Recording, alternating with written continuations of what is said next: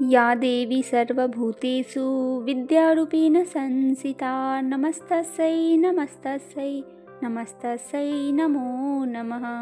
विद्या की देवी माँ सरस्वती को सत सत प्रणाम है। माँ सरस्वती आपके हृदय में विराजे, विद्या का मिले आपको वरदान। दिन दूनी रात चौगुनी हो तरक्की आपको।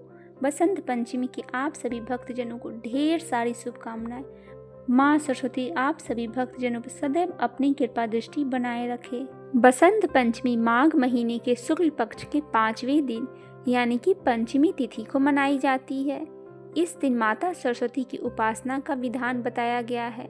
बसंत पंचमी को बहुत सी जगह पर श्री पंचमी, बसंत पंचमी और सरस्वती पूजा के नाम से भी जाना जाता है। हिंदू धर्म में माघ महीने को त्योहार का महीना कहा जाता है, क्योंकि इस महीने में सकट चौथ, सटतिला एकादशी, मौनी अमावस्या और गुप्त नवरात्रि जैसे बड़े पर्व मनाए जाते हैं।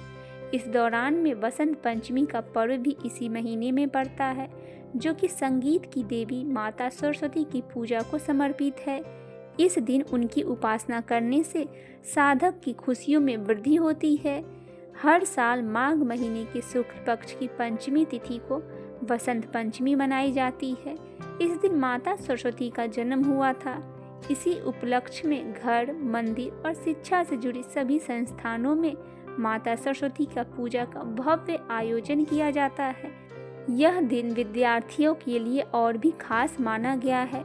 सरस्वती माता को विद्या, बुद्धि और संगीत और रचनात्मक की देवी कही गई है।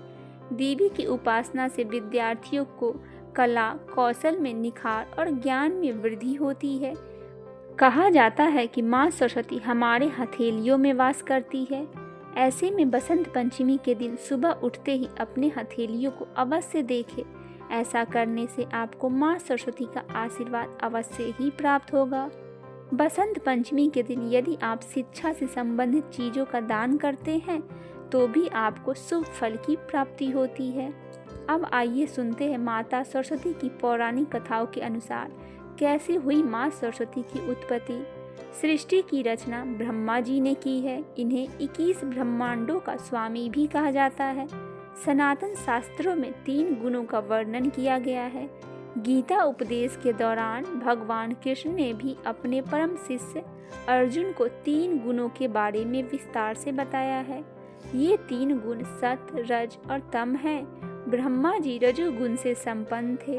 ब्रह्मा जी के पुत्रों को मानस पुत्र कहा जाता है। ब्रह्मा जी को ही सृष्टि निर्माण की जिम्मेदारी दी गई थी।